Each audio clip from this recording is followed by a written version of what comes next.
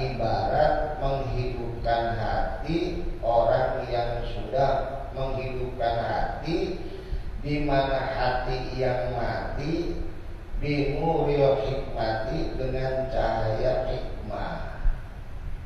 Sebab kalau kita diukur patokan kita biasa, sekaligus saya pribadi dihitungnya orang bodoh, itu dihukumin sebenarnya mah hatinya mati, sama sekali kagak ada penerangan.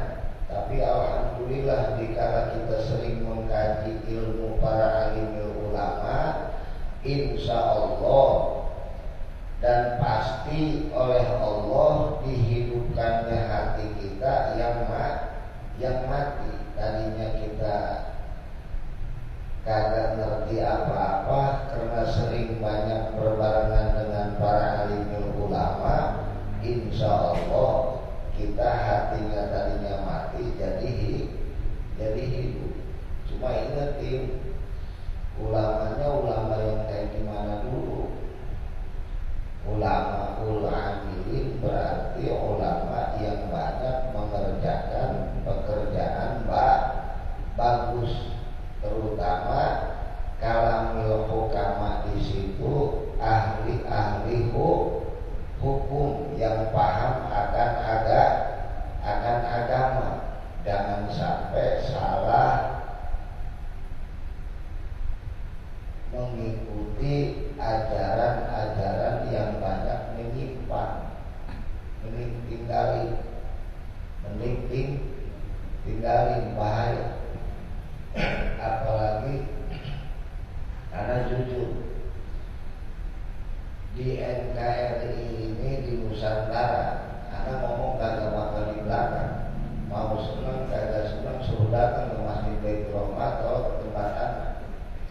Kalau ada oknum kiai, oknum ulama, atau oknum habib, atau oknum tabligh, ahli penceramah yang selalu di ucapannya baik di pengajian maupun di ceramahnya selalu menjelekkan pemerintah, selalu mengkritiknya dengan mengkritik menjatuhkan atau menjelekkan, apalagi langsung ke pribadi seseorang yang menjadi pemerintah, tinggali.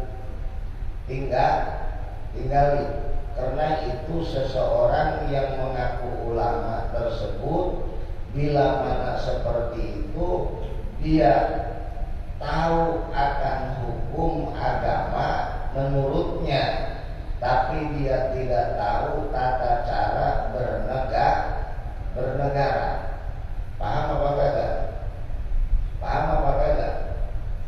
Sebab kata Said Syamil Qadir Jilani, rukun dunia itu ada 4. Yang pertama umaroh, yang kedua para alimil ulama. Makanya kalau dipikirkan rada sulit. Rukun dunia ada 4. Yang pertama umaroh, pemerintah. Yang kedua ulama. Yang ketiga orang kaya. Yang keempat orang miskin. Sekarang ada pertanyaan, kenapa di rukun dunia pemerintah nomor 1, ulama di nomor 2 kan? Tidak bakal jadi ulama seseorang, tidak bakal istiqomah seseorang sekalipun ilmunya mumpuni, bila mana tempat tinggalnya atau negaranya ada di bawah jajahan negara lain. Paham apa kagak? Rukun dunia kagak bakal bisa berdiri seperti negara Indonesia kalau tidak ada pemerintah.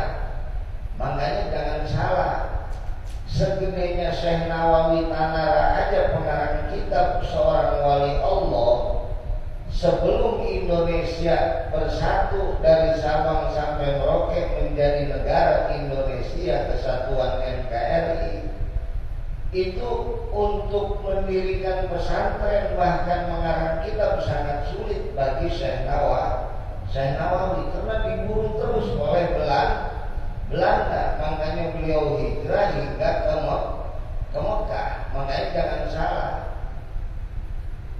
sekalipun mau jadi kiai, mau jadi ulama, mau jadi ahli tabligh, kalau negara nggak ada pemerintah mah nggak bakalan tenang, pasti dijajah oleh negara lain. Makanya mesti paham cara bernegara dan cara hidup beragama. Bukan saya membela pemerintah, maksudnya pemerintah pun itu lebih utama di dalam rukun dunia karena bisa aman dan tentramnya negara kesatuan yang kita tinggali wasilah ada pemerintah. Jangan jauh-jauh lah, jangan ngomongin presiden, RT aja segedenya RT itu wajib dihormati. Sebab yang namanya RT di lingkungan sepup RT itu menjadi pimpinan. Jadi jangan saling mencaci. Ingetin,